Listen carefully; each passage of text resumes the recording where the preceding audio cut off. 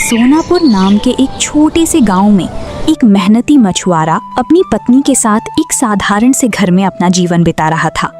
उस मछुआरे का नाम रवि था और उसकी पत्नी का नाम सीमा था। भले ही उनके पास ज्यादा धन दौलत नहीं थी, लेकिन फिर भी दोनों आपस में बहुत खुश रहते थे और अपने छोटे से संसार में संतोष और प्रेम के साथ जीवन जीते थे।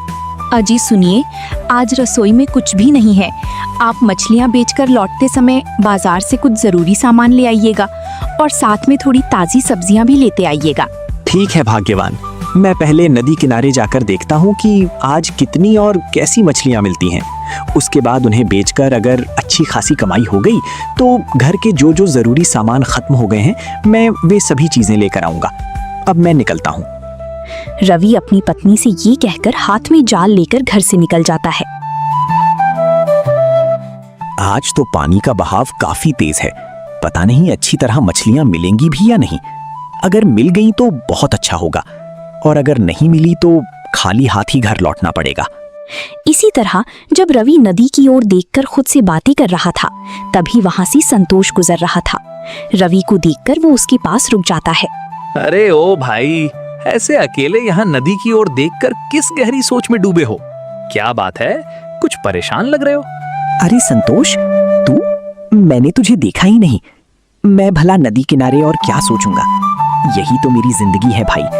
ये मछलियां ही मेरे जीवन को आगे बढ़ा रही हैं। बस यही सोच रहा हूँ कि आज पानी का बहाव काफी तेज है, पता नहीं मछलियां मिलेंगी या नहीं। तू कोशिश किए बिना यहाँ किनारे खड़े यूं ही सोचता रहेगा तो क्या पता चल पाएगा? एक बार कोशिश तो कर, क्या पता आज तुझे दूसरे दिनों से भी ज्यादा मछलियां मिल जाएं। खैर तू मिल गया, अच्छा हुआ। आज मेरा भी मछली खाने का मन हो रहा है। तू तो रोज जहां बैठकर मछलियां बेचता है, आज भी वहीं बैठेगा ना? हाँ संतोष, मैं रोज की उसी जगह पर ही बैठूंगा। तुम वहां आकर मछली ले जाना। अभी मैं मछली पकड़ने में लग जाता हूँ, नहीं तो भूखा रहना पड़ेगा। तुम भी शायद कहीं जाने के लिए आए थे, इसलिए अब तुम अपने रास्ते पर चले जाओ। रवि के ऐसा कहने पर संतोष अपने रास्ते पर आगे बढ़ जाता है और रवि भी अपने काम में लगने के लिए तैयार हो जाता है। संतोष की कही हुई बात सच साबित हो गई। आज बहाव ज्यादा होने की वजह से दूसरे दिनों के मुकाबले पहली ही बार में जाल में काफी सारी मछलियां फंस गईं। अब मुझे इन्हें बाजार जाकर जल्दी से बेच देना चाहिए, वरना अगर ये मछलियां मर गईं तो ग्राहक इन्हें खरीदना पसंद नहीं करेंगे। रवि अपने आप से ऐसा कहकर मछलियों से भरा हुआ जाल हाथ में उठाता है और बाजार की ओर उन्हें बेचने के लिए आगे बढ़ जाता है। अरे वाह रवि, मैंने तुझसे कहा था ना, किनारे खड़े खड़े सोचने से कुछ नहीं मिलेगा, कोशिश तो करनी ही पड़ती है। यहाँ जितनी मछलियां मैं देख रहा हूँ उससे तो लगता है कि आज तुझे बाकी दिनों से भी ज्यादा मछलियां मिली हैं। खैर आज तुझे ज्यादा देर तक बैठने की भी जरूरत नहीं पड़ेगी। मेरे घर में कुछ मेहमान आए हैं, इसलिए ये सारी मछलियां मैं ही ले जाता हूँ। अरे संतोष, तूने तो आज मुझे सच में खुश कर दिया। जब तू मुझे वो बात कहकर वहां से चला गया था, तभी मुझे इतनी ताजी और अच्छी मछलियां मिल गईं और अब तू ही ग्राहक बनकर मेरी सारी मछलियां खरीदने आ गया। आज तो तू मेरे लिए भगवान बनकर मेरा साथ दे रहे हो। अरे ऐसा कुछ नहीं है रवि, ये सब तेरी मेहनत का ही कमाल है। खैर बातें छोड़, तू मुझे ये सारी मछलियां एक ठेले में रखकर दे दे। उसके बाद तू भी घर चला जा, ताकि घर जाकर थोड़ा आराम कर सके। संतोष के ऐसा कहने पर रवि ने सारी मछलियां एक ठेले में रखकर उसे दे दी और संतोष भी उन्हें लेकर वहां से चला गया। अरे हीरा काका, इस तपती दोपहर में आप अकेले कहाँ निकल पड़े हैं? अरे रवि, मैं तो तेरी मछली की दुकान पर ही आया हूँ, लेकिन यहाँ तो सिर्फ तू और तेरा जाल ही दिख रहा है। मछलियाँ कहाँ हैं? क्या आज तू नदी पर मछली पकड़ने गया ही नहीं? अरे हीरा काका, आप थोड़ी देर पहले आ जाते तो मैं आपको भी कुछ मछलियां दे पाता। अभी अभी संतोष यहीं से मछलियों का ठेला लेकर गया है। वो मुझसे ही खरीद कर ले गया। उसने बताया कि उसके घर मेहमान आए हैं, इसलिए अब तो मैं आपको मछली नहीं दे पाऊंगा काका। अरे कोई बात नहीं रवि, आज यूं ही भाग्यवान और मुझे मछली खाने का मन हुआ तो सोचा तुझसे 2-4 मछलियां लेता चलूं। वैसे भी आजकल हमारे इस इलाके में तेरे अलावा कोई और मछुआरा है भी नहीं। खैर कोई बात नहीं, तू कल फिर आएगा ही, तब ले लूंगा। चल अब दोनों साथ साथ घर की ओर चलते हैं। हीरा के ऐसा कहने के बाद रवि उनके साथ आगे बढ़ने लगा। अरे आप आ गए, लगता है आज मछली पकड़ने का दिन काफी अच्छा रहा। आपके हाथ में घर की सारी जरूरी चीजें देखकर मन को बहुत खुशी हुई और दिल को भी सुकून मिला। हाँ भाग्यवान, आज का दिन अच्छा रहा, लेकिन अभी मैं काफी थक गया हूँ। तुम ये सारा सामान अंदर रख दो, मैं पहले हाथ मुंह धो लेता हूँ। उसके बाद खाना खाकर थोड़ी देर चारपाई पर आराम कर लूंगा, फिर रात को आराम से तुम्हारे साथ बैठकर बातें करूंगा। रवि ऐसा कहकर सामान का ठेला सीमा को दे देता है और हाथ मुंह धोने चला जाता है। हाथ मुंह धोने के बाद रवि रसोई में बैठकर खाना खाने लगी और सीमा उनके पास बैठ गई। भाग्यवान, मैंने तो खाने खा लिया है, लेकिन तुमने खाना खाया या नहीं? कहीं ऐसा तो नहीं कि मेरे खाने के बाद ही खाने का सोचकर रुकी हुई हो? आप मेरे लिए बाहर जाकर नदी किनारे मछली पकड़ते हैं और फिर उन्हें बाजार में बेचने के लिए इतनी मेहनत करते हैं, तो भला मैं आपके खाए बिना कैसे खा सकती हूँ? इसलिए मैं आपके खाना खा लेने का ही इंतजार कर रही थी। अब आप जाकर आराम कीजिए, मैं अभी खाना खा लेती हूँ और उसके बाद रसोई के बर्तन वगैरह धोकर सारा काम निपटा लूंगी। ठीक है भाग्यवान, मैं जाकर थोड़ा आराम करता हूँ, लेकिन आज तो जैसा हुआ सो हुआ। आगे से ऐसा मत करना। अगर मेरे आने में देर हो जाए तो यूं मेरा इंतजार करते हुए भूखी मत बैठा करो। तुम समय पर खाना खा लिया करो। मुझे अच्छा नहीं लगता कि तुम मेरे लिए इतनी देर तक भूखी रहो। अब तुम यहाँ का सारा काम निपटा लो, मैं सच में बहुत थक गया हूँ। हाँ जी, ठीक है, आप जाकर आराम कर लीजिए, मैं यहाँ का सारा काम निपटा लेती हूँ। ठीक है भाग्यवान। क्या आपकी थकान अब कुछ कम हुई? आज आप दोपहर में खाना खाने के बाद काफी देर तक सोए थे और हाँ, आज आप रोज के मुकाबले काम से भी थोड़ा जल्दी लौट आए थे, है ना? हाँ भाग्यवान, आज तो एक ही ग्राहक ने मेरी सारी मछलियाँ एक साथ खरीद लीं। उसके बाद भी कई ग्राहक आए, लेकिन मेरे पास मछलियाँ बची ही नहीं थीं, इसीलिए मैं उन्हें दे नहीं पाया। उन्होंने कहा है कि वे कल आकर मुझसे मछलियाँ ले लेंगे। अच्छा, तो ये बात है। खैर, जो भी हुआ अच्छा ही हुआ। वैसे आपको तो रोज इसी समय चाय पीने की आदत है। मैं अभी आपके लिए गर्मा गर्म चाय बना कर लाती हूँ, तब तक आप आराम से बैठिए। हाँ भाग्यवान, इस समय अगर मैं चाय की 2-4 चुस्कियां ना ले लूं तो बदन ठीक से काम ही नहीं करता। दिन भर की मेहनत के बाद शाम को थोड़ा आराम करके चाय पीने का मजा ही कुछ और होता है। ठीक है जी, आप आराम से बैठिए, मैं अभी हम दोनों के लिए गर्मा गर्म चाय बना कर लाती हूँ। सीमा अपने पति से ये कहकर रसोई में चली जाती है और थोड़ी ही देर में दोनों के लिए गर्मा गर्म चाय बनाकर ले आती है। दोनों पति पत्नी चारपाई पर बैठकर आराम से चाय की चुस्कियां लेने लगते हैं। वाह भाग्यवान, चाय पीकर तो सच में मजा ही आ गया। तुम्हारे हाथों में तो जैसे जादू है। तुम्हारे हाथ की बनी हर चीज दिल को बहुत भाती है। अरे, आप तो हर रोज मेरी तारीफ करते ही रहते हैं। आपको मेरी बनाई हुई चीजें पसंद आती हैं, ये जानकर मेरे दिल को बहुत सुकून मिलता है। वैसे जी, आज मेरा भी मछली खाने का मन हो रहा है। कल जरा घर के लिए 2 मछलियाँ लेते आइएगा। हाँ, अगर बेचने के बाद कुछ बच जाए तभी लाना, नहीं तो बेकार में नुकसान उठाकर मत लाना। अरे मेरी प्यारी भाग्यवान, नुकसान की चिंता छोड़ो ना।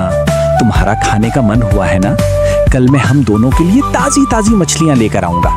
अभी तुम जरा रसोई में जाकर खाना बना दो, उसके बाद हम दोनों साथ बैठकर आराम से खाना खाएंगे। आज दोपहर में भी हमने अलग अलग ही खाना खाया था। रवि के ऐसा कहने के बाद सीमा मुस्कुराते हुए रसोई में चली जाती है और बड़ी मन से खाना बनाने में लग जाती है। आइए जी, खाना तैयार हो गया है। चलिए हम दोनों साथ बैठकर आराम से खाना खा लेते हैं। बहुत रात भी हो चुकी है और आपको सुबह मछली पकड़ने भी जाना है, इसलिए अभी खाना खाकर जल्दी सो जाते हैं ताकि सुबह उठने में कोई देर ना हो। दोनों पति पत्नी रसोई में आकर आराम से खाना खाने लगते हैं। भाग्यवान, चाय तो पी ली है, तो अब मैं नदी की ओर निकलता हूँ ताकि जल्दी जल्दी मछलियाँ पकड़ सकूं। आज मुझे थोड़ी ज्यादा मछलियाँ पकड़कर बाजार ले जानी पड़ेंगी, क्योंकि हमारे इस इलाके में आजकल मेरे अलावा कोई और मछुआरा नहीं है। इसीलिए सभी लोग मछलियाँ खरीदने मेरे पास ही आते हैं।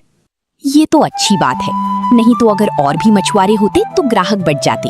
खैर, अब आप निकल जाइए ताकि काम निपटाकर जल्दी घर लौट सकें। सीमा के ऐसा कहने के बाद रवि ने हाथ पर जाल उठाया और काम पर निकल गया। अरे भाई, तुम सोनापुर गांव के रवि मछुआरा हो ना? हाँ भाई, मैं रवि ही हूँ मछुआरा। लेकिन आप मुझे कैसे पहचानते हैं? आपका नाम क्या है और आप कहाँ के रहने वाले हैं? मैंने आपको यहाँ पहली बार देखा है। मैं तुम्हारे पास के धर्मपुर गांव का एक मछुआरा हूँ। मेरा नाम रंजीत है। मैंने सुना है कि तुम्हारे इस इलाके में तुम्हारे अलावा कोई और मछुआरा नहीं है, तो शायद तुम मछलियां चल रहे भाव से कहीं ज्यादा दाम पर बेचते होगे। आखिर यहाँ के लोगों को तुम ही अकेले मछलियां उपलब्ध करा रहे हो? हमारे यहाँ तो बहुत सारे मछुआरे हैं और नदियों में भी अब पहले जैसी मछलियां नहीं मिल पाती। इसीलिए आज मैं भी इधर किस्मत आजमाने चला आया हूँ। अरे रंजीत भाई, मुझे बेईमानी का एक भी पैसा नहीं चाहिए। मैं यहाँ अकेला मछुआरा हूँ, लेकिन इसका मतलब ये नहीं कि मैं इसका गलत फायदा उठाकर ज्यादा पैसा कमाऊं। मैं पूरी ईमानदारी के साथ अपना काम करता हूँ और बाजार में मछलियों का जो सही भाव होता है, मैं उसी भाव पर मछलियां बेचता हूँ, ना कि स्थिति का कोई अनुचित लाभ उठाता हूँ। वाह भाई, तुम्हें मानना पड़ेगा, तुम बड़े ईमानदार इंसान हो। आजकल के जमाने में इतने ईमानदार लोग मिलते ही कहाँ हैं। दूसरों के बारे में तो मैं नहीं कह सकता, लेकिन अगर तुम्हारी जगह मैं होता तो शायद उस स्थिति का पूरा फायदा उठाकर जल्दी अमीर बनने की सोचता। नहीं भाई, मैं ऐसा नहीं सोचता। मैं तो ये मानता हूँ कि अगर मैं ईमानदारी के रास्ते पर चलूंगा तो भगवान मुझे कभी मुसीबत में नहीं पड़ने देंगे और एक ना एक दिन सफलता भी जरूर मिलेगी। खैर, अगर हम दोनों मछुआरे यूं ही बातें करते रहेंगे तो पेट नहीं पाल पाएंगे। चलो अब मछलियां पकड़ने में लग जाते हैं।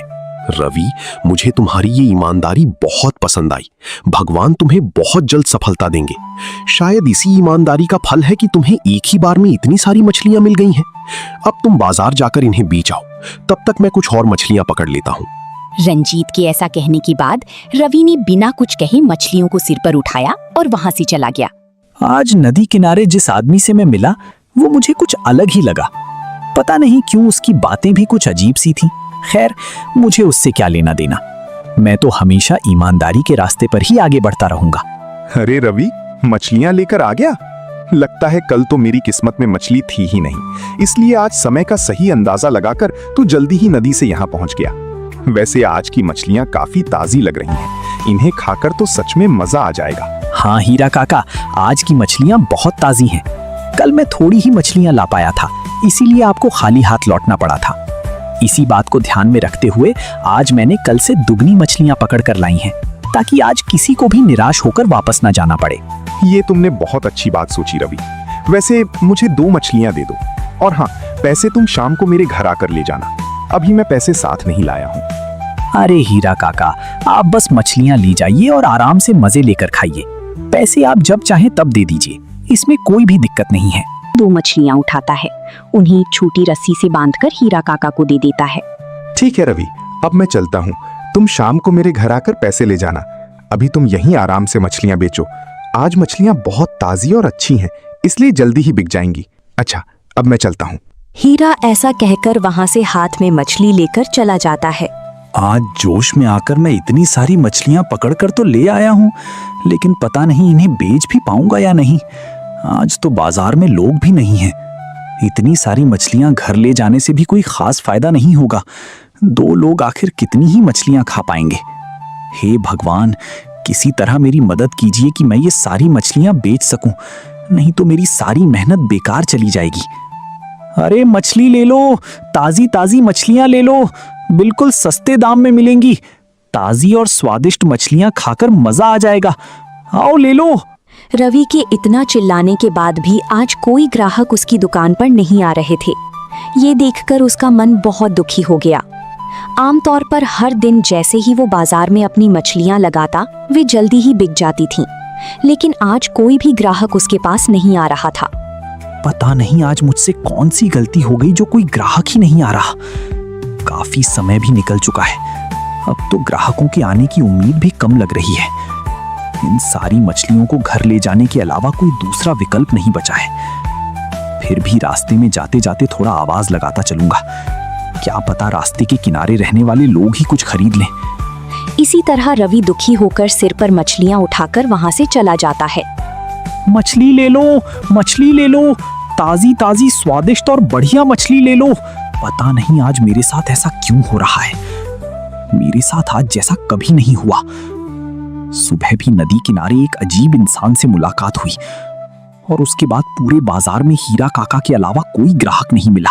रास्ते भर मैंने कितने लोगों को देखा, जोर जोर से आवाज लगाता हुआ आया, फिर भी 1 किलो भी मछली नहीं बेच पाया। अब समझ नहीं आ रहा कि भाग्यवान को क्या मुंह दिखाऊंगा। उसे बुलाने की भी हिम्मत नहीं हो रही है। इसी तरह जब रवि उदास मन से मछलियां लेकर घर के बरामदे में बैठा था, तभी घर के अंदर से सीमा बाहर आई। अरे जी, आप आज घर आकर ऐसी बरामदे में क्यों बैठी हैं? और इतनी सारी मछलियां घर क्यों ले आई हैं? मैंने तो आपको सिर्फ हम दोनों के लिए 2 मछलियां लाने को कहा था, और आप यूं उदास बैठकर क्या सोच रही हैं? जी, क्या बताऊं भाग्यवान, आज मेरा पूरा दिन ही खराब रहा। सुबह सुबह जब मैं घर से निकलकर नदी किनारे मछली पकड़ने गया तो वहां एक अजीब इंसान से मुलाकात हुई। उसकी बातें समझ ही नहीं आ रही थी, कब क्या बोल रहा था। उसके बाद मैं मछली बेचने बाजार गया, लेकिन एक भी ग्राहक नहीं आया। मैंने बहुत देर तक इंतजार किया। फिर घर लौटते समय भी रास्ते भर लोगों को आवाज लगाता रहा कि मछली ले लो, पर आज किसी ने भी मछली नहीं खरीदी। और हैरानी की बात तो ये है कि आज मैंने बाकी दिनों के मुकाबले ज्यादा मछलियां पकड़ी थी। अरे जी, कोई बात नहीं, कभी कभी ऐसा हो जाता है, इसमें इतना उदास होने की क्या बात है।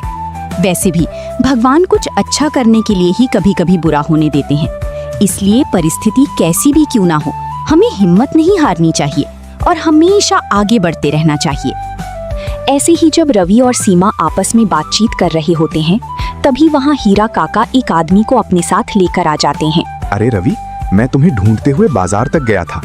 ये जो मेरे साथ खड़े हैं, ये हमारे पास के गांव के राजमहल के मंत्री कुबेर जी हैं। इन्हें मछलियां चाहिए। दरअसल इनके राजमहल में कल एक बहुत बड़ा अनुष्ठान होने वाला है, जिसके लिए आज महल में काफी ज्यादा मात्रा में मछलियों की जरूरत है। इनके गांव के मछुआरों की मछलियां उतनी अच्छी नहीं होती, इसलिए मंत्री जी मेरे पास आए। तब मैंने सोचा कि हमारे यहाँ तुमसे बेहतर मछली कोई भी नहीं दे सकता, और आज तो तुमने आम दिनों के मुकाबले काफी ज्यादा मात्रा में मछलियां भी पकड़ी हैं। हाँ रवि, राजमहल में इस समय मछलियों की अत्यधिक आवश्यकता उत्पन्न हो गई है। हमारे यहाँ के मछुआरों से मछलियां लेना मानो धन को व्यर्थ जल में प्रवाहित करना है। वे अपने व्यापार में अत्यंत कपट और घपले करते हैं। इसी कारण मैंने हीरा काका से परामर्श लिया और उनकी सलाह अनुसार मैं स्वयं तुम्हारे पास उत्तम मछलियों की प्राप्ति हेतु उपस्थित हुआ हूँ। हीरा काका और मंत्री जी की ये बातें सुनकर रवि और सीमा दोनों ही बहुत खुश हो जाते हैं, और रवि खुशी से उत्साहित होकर कहता है, हीरा काका, आपका बहुत बहुत धन्यवाद कि आपने मुझे इस लायक समझा कि मैं राजमहल के लिए भी मछलियां दे सकूं। मंत्री जी, आपका भी दिल से शुक्रिया कि आपने मुझ पर भरोसा किया और खुद मेरे घर तक आ गए। आप बिल्कुल चिंता मत कीजिए, मैं आपको सबसे अच्छी और ताज़ी मछलियां दूंगा। आप खुद देख ही रहे हैं, ये सारी मछलियां मैं अभी थोड़ी देर पहले ही नदी से पकड़ कर लाया हूँ। हाँ रवि, ये मछलियां तो देखने मात्र से ही अत्यंत ताजी और उत्तम प्रतीत हो रही हैं। हमारे अनुष्ठान में भी सभी लोग इन्हें ग्रहण कर अवश्य ही प्रसन्न होंगे। अतः तुम ये समस्त मछलियां हमें प्रदान कर दो। इसके बदले तुम जितनी भी उचित कीमत निर्धारित करोगे, हम तुम्हें वही मूल्य अदा करेंगे। हमारा उद्देश्य केवल इतना है कि इस अनुष्ठान में अपनी प्रजा को उत्तम और स्वादिष्ट भोजन कराया जा सके। इसीलिए तुम कृपया इन सभी मछलियों का उचित मूल्य बता दो। मंत्री जी, अब मैं आपके सामने क्या ही कीमत तय करूं? आपको जो भी उचित और सही लगे आप मुझे दे दीजिए, मुझे उसमें कोई आपत्ति नहीं होगी। आपने मुझे इतना बड़ा अवसर दिया, यही मेरे लिए बहुत बड़ी सौभाग्य की बात है। और आप स्वयं मेरे घर तक पधारे, इससे बढ़कर मेरे लिए सम्मान की बात और क्या हो सकती है। रवि, तुम सचमुच अत्यंत ईमानदार और सच्चरित्र व्यक्ति हो। तुम्हारा ये सरल और निष्कपट व्यवहार हमें अत्यंत प्रिय लगा। हमारे महाराज को भी ऐसे ईमानदार जन विशेष रूप से प्रिय होते हैं। अभी हमारा एक सेवक यहाँ पहुंचने ही वाला है। हम इन समस्त मछलियों को उसके साथ राजमहल भिजवा देंगे, और आज संध्या राजमहल की ओर से तुम्हारी ईमानदारी के सम्मान स्वरूप एक बड़ा धन का भेंट एवं समुचित धनराशि तुम्हें अवश्य प्रेषित की जाएगी। मंत्री जी की ये बात सुनकर रवि और सीमा दोनों बहुत खुश हो जाते हैं और उनके चेहरे पर खुशी साफ झलकने लगती है। मंत्री जी, मैं आ गया हूँ। लगता है आपको मछलियाँ मिल ही गई हैं।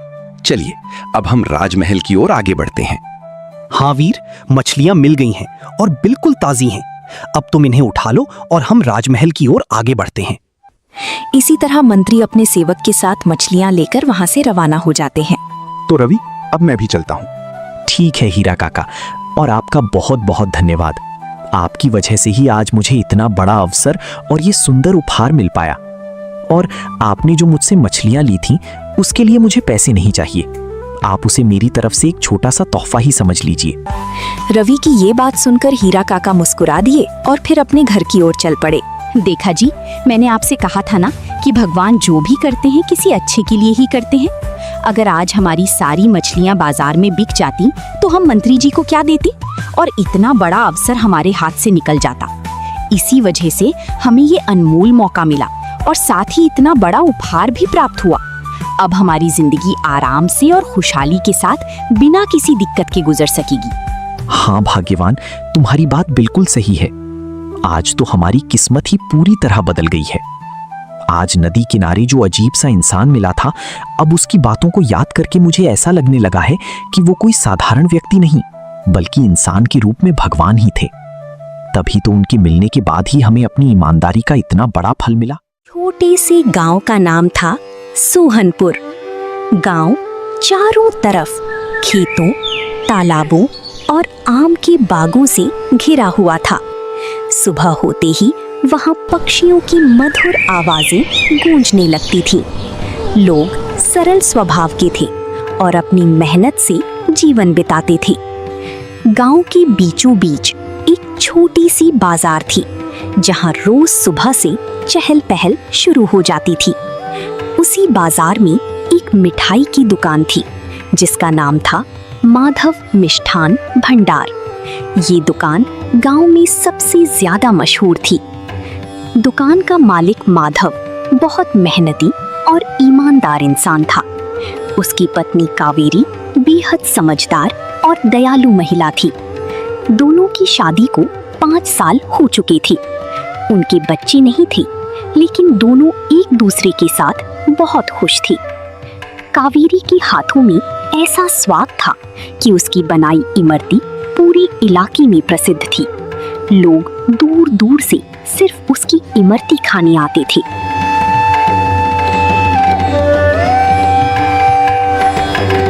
हर सुबह कावेरी 4 बजे उठ जाती थी। सबसे पहले वो घर के मंदिर में दीपक जलाती, फिर रसोई में जाकर इमरती का घोल तैयार करती। माधव दुकान साफ करता और ग्राहकों के लिए तैयारी करता। दोनों पति पत्नी अपनी काम को भगवान की पूजा मानते थे।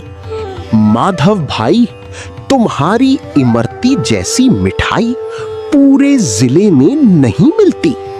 कावेरी भाभी के हाथों में जादू है।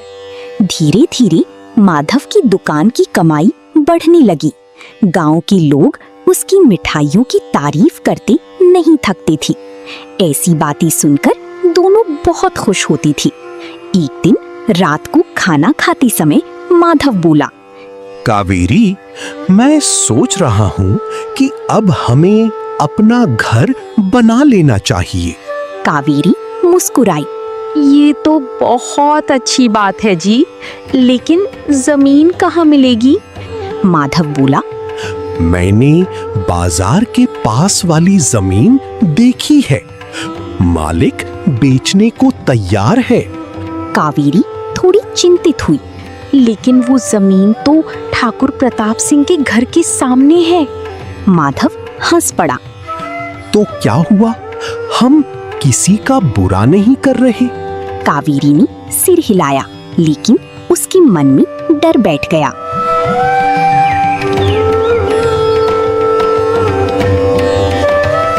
सोहनपुर का सबसे ताकतवर आदमी था ठाकुर प्रताप सिंह। गांव में उसकी बहुत दहशत थी। उसके पास खूब जमीन जायदाद थी। लोग उसके सामने सिर झुकाकर बात करते थे।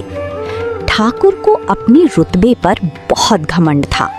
उसे पसंद नहीं था कि गांव में कोई उससे ज्यादा सम्मान पाए। एक दिन उसके नौकर ने खबर दी, मालिक, आपके सामने वाली जमीन किसी ने खरीद ली है। ठाकुर ने गुस्से से पूछा, किसने? एक मिठाई बेचने वाला मेरे सामने महल बनाएगा? ठाकुर की आंखों में आग उतर आई। उसने मुट्ठी भींच ली।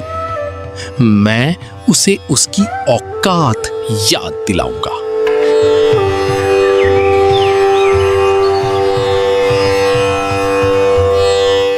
माधव ने घर बनवाने का काम शुरू कर दिया। गांव वालों को कुछ पता नहीं था। धीरे धीरे वहां एक सुंदर और बड़ा मकान तैयार होने लगा। जब घर पूरी तरह बन गया तो पूरी गांव में चर्चा फैल गई। अरे ये घर माधव का है। वाह, मिठाई बेचकर इतना बड़ा घर बना लिया। गृह प्रवेश के दिन गांव के लोग नए घर को देखने आए। कावेरी ने सबका स्वागत किया, लेकिन ठाकुर प्रताप अंदर ही अंदर जल रहा था। उस रात उसने शराब पीते हुए कहा, जब तक माधव बर्बाद नहीं होगा मुझे चैन नहीं मिलेगा। ठाकुर ने अपने खास आदमी भोलू को बुलाया। भोलू गरीब था और पैसों के लिए कुछ भी कर सकता था। ठाकुर बोला, अगर मैं तुझे बहुत सारे पैसे दूं तो क्या तू एक काम करेगा? भोलू डरते हुए बोला। जो हुक्म मालिक। ठाकुर ने धीरे से कहा, माधव की दुकान में ये केमिकल मिला दे। भोलू घबरा गया। लेकिन मालिक, इससे लोग बीमार पड़ जाएंगे। ठाकुर हंसा। मुझे सिर्फ माधव की बर्बादी चाहिए। भोलू मजबूरी में मान गया। अगले दिन भोलू ग्राहक बनकर दुकान पर गया। मौका देखकर उसने इमरती के घोल में केमिकल मिला दिया। किसी को कुछ पता नहीं चला। धीरे धीरे गांव के लोग बीमार पड़ने लगे। किसी को उल्टियां हो रही थीं, किसी को तेज बुखार। गांव के डॉक्टर रमेश परेशान हो गए। उन्होंने हर मरीज से पूछा, तुमने आखिरी बार क्या खाया था? सबका एक ही जवाब था, माधव की इमरती। अब गांव में डर फैल गया। कुछ ही दिनों में पूरा गांव माधव के खिलाफ हो गया। उसने पैसे के लालच में मिलावट की है। उसकी वजह से बच्चे बीमार हो रहे हैं। ठाकुर पहले से तैयार था। उसने दुखी होने का नाटक किया। मुझे विश्वास नहीं होता कि माधव ऐसा कर सकता है, लेकिन अगर उसने गलती की है तो सजा जरूर मिलेगी।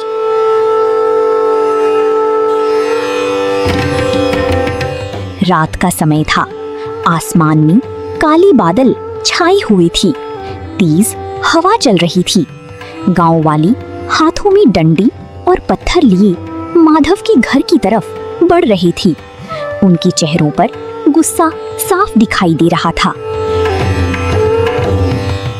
बाहर निकल माधव, हमारे बच्चों की जिंदगी बर्बाद कर दी तूने।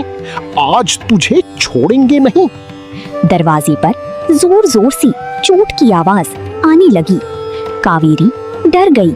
उसने कांपती आवाज में माधव से कहा, जी मुझे बहुत डर लग रहा है। गांव वाले इतने गुस्से में क्यों हैं? आपने तो किसी का कभी बुरा नहीं किया। माधव की आंखों में चिंता थी। कावेरी, मुझे लगता है किसी ने बहुत बड़ी साजिश रची है, लेकिन तुम घबराना मत, मैं हूं ना। अगर माधव बाहर नहीं आया तो घर तोड़ देंगे। उसने पूरे गांव को जहर खिलाया है। कावेरी हिम्मत करके बाहर आई। उसकी हाथ जुड़ी हुई थी। भगवान के लिए शांत हो जाइए। मेरे पति निर्दोष हैं। उन्होंने कभी किसी के साथ धोखा नहीं किया। आप लोग उन्हें गलत समझ रहे हैं। भीड़ में से एक आदमी चिल्लाया, चुप रह, अब हमें तेरे आंसुओं पर भरोसा नहीं। हमारे बच्चे अस्पताल में पड़े हैं और तू अपने पति को बचा रही है। अगर मेरे पति दोषी निकले तो मैं खुद उन्हें आपके हवाले कर दूंगी, लेकिन बिना सच जाने उन्हें मत मारिए। तभी किसी ने पत्थर फेंका। पत्थर कावेरी के माथे पर लगा और खून बहने लगा। माधव अंदर ये सब देखकर खुद को रोक नहीं पाया। वो दरवाजा खोलकर बाहर आ गया और जोर से चिल्लाया, बस मेरी पत्नी को हाथ मत लगाना। भीड़ उसकी तरफ दौड़ पड़ी। माधव हाथ जोड़कर बोला, मैं कसम खाकर कहता हूं कि मैंने मिलावट नहीं की, किसी ने मुझे फंसाया है। लेकिन गुस्से में अंधे लोग उसकी बात सुनने को तैयार नहीं थे। मारो इसे, इसकी वजह से हमारा गांव बर्बाद हो रहा है। इन लोगों को समझाइए ना जी, आप कुछ बोलिए। मैं सच बोल रहा हूं कावेरी, मैंने कुछ नहीं किया। लेकिन तभी कुछ लोगों ने माधव को पकड़ लिया और उसे घसीटते हुए बाहर ले गई। कावेरी चीखती रही, मेरे पति को छोड़ दो, भगवान के लिए छोड़ दो। पुलिस माधव को पकड़कर थाने ली गई। कावेरी रोती रही, इंस्पेक्टर साहब, मेरे पति बेगुनाह हैं। लेकिन किसी ने उसकी बात नहीं सुनी। ठाकुर ने गांव वालों से कहा, ऐसे लोगों को गांव में रहने का हक नहीं।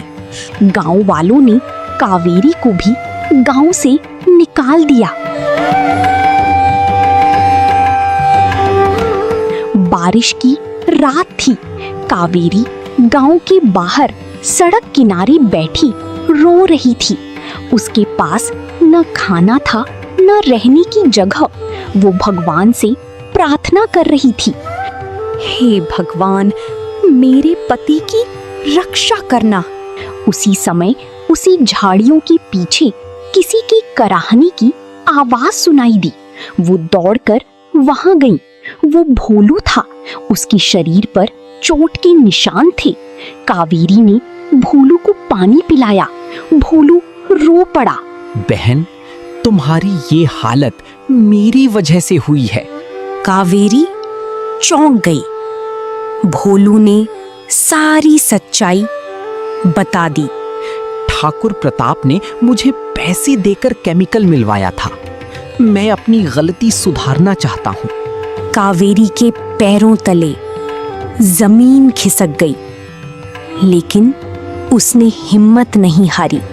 कावेरी ने एक योजना बनाई। उसने भोलू से कहा, तुम ठाकुर के पास जाओ और उससे बात करो। मैं सब रिकॉर्ड करूंगी। अगले दिन भोलू ठाकुर के घर पहुंचा। ठाकुर गुस्से में बोला, तू फिर यहाँ क्यों आया? मुझे मेरे पैसे चाहिए। तूने मेरे लिए जो किया वो कोई सबूत नहीं छोड़ता। वो खुद अपनी साजिश बताने लगा। कावेरी छिपकर सब रिकॉर्ड कर रही थी।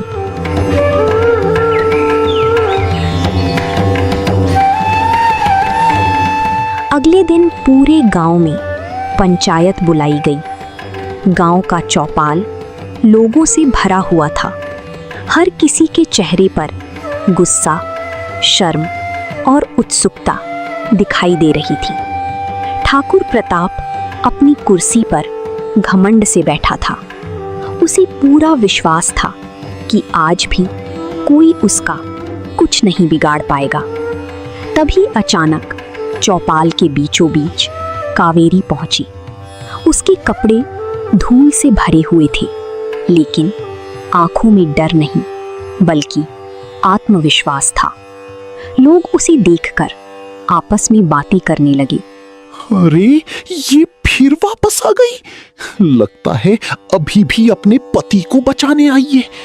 ठाकुर गुस्से से बोला, इस औरत को यहाँ किसने आने दिया?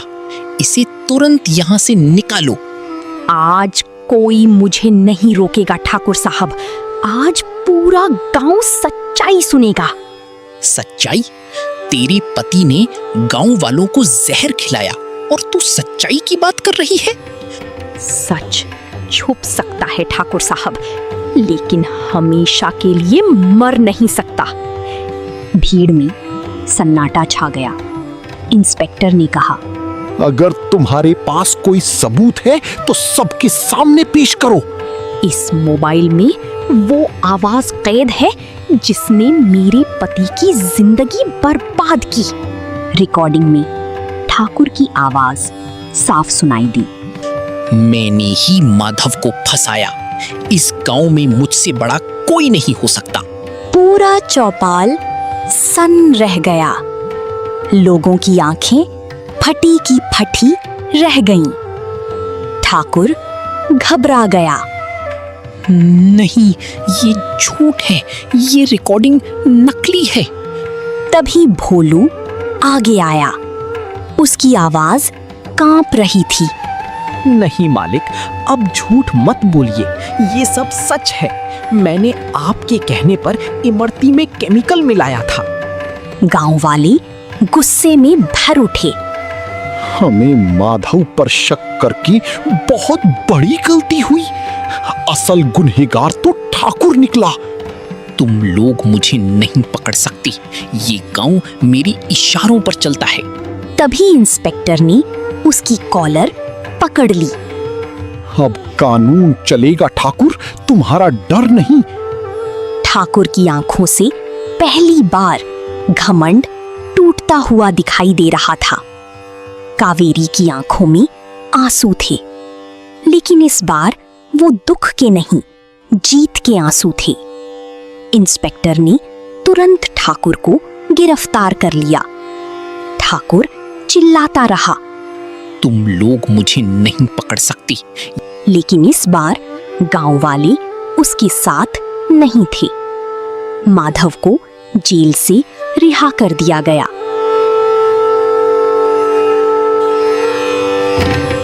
जब माधव और कावेरी मिले, दोनों की आंखों से आंसू बह निकले। कुछ महीनों बाद सोहनपुर फिर खुशहाल हो गया। माधव की दुकान पहले से ज्यादा चलने लगी। गांव वालों ने उससे माफी मांगी। कावेरी ने सबको माफ कर दिया।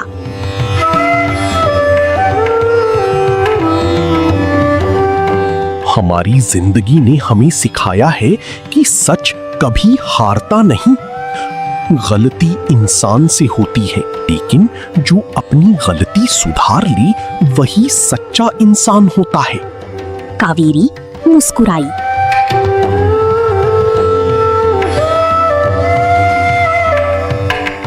सूरज की किरणें उनकी नई घर पर पड़ रही थीं। दोनों ने भगवान को धन्यवाद दिया। ठाकुर प्रताप के जेल जाने के बाद गांव का माहौल बदलने लगा। लोग अब डर के बजाय सच्चाई की बात करने लगे थे। पंचायत में पहली बार सबकी राय सुनी जाने लगी। माधव ने अपनी दुकान फिर से शुरू की, लेकिन इस बार उसने साफ सफाई और गुणवत्ता का खास ध्यान रखना शुरू किया, ताकि किसी को फिर कभी शक ना हो। कावेरी गांव की औरतों को मिठाई बनाना सिखाने लगी। धीरे धीरे कई गरीब परिवारों को रोजगार मिलने लगा। भोलू अपनी गलती के कारण बहुत शर्मिंदा था। उसने गांव छोड़ने का फैसला किया, लेकिन माधव ने उसे रोक लिया। गलती इंसान से होती है, माधव बोला, लेकिन जो अपनी गलती सुधार ले वही सच्चा इंसान होता है। भोलू रो पड़ा। उस दिन से उसने ईमानदारी से काम करना शुरू कर दिया। एक दिन शहर से बड़े व्यापारी सोहनपुर आए। उन्होंने माधव की इमरती खाई और बहुत प्रभावित हुए। उन्होंने कहा, अगर आप चाहें तो आपकी मिठाई पूरे जिले में बिक सकती है। माधव ने तुरंत जवाब नहीं दिया।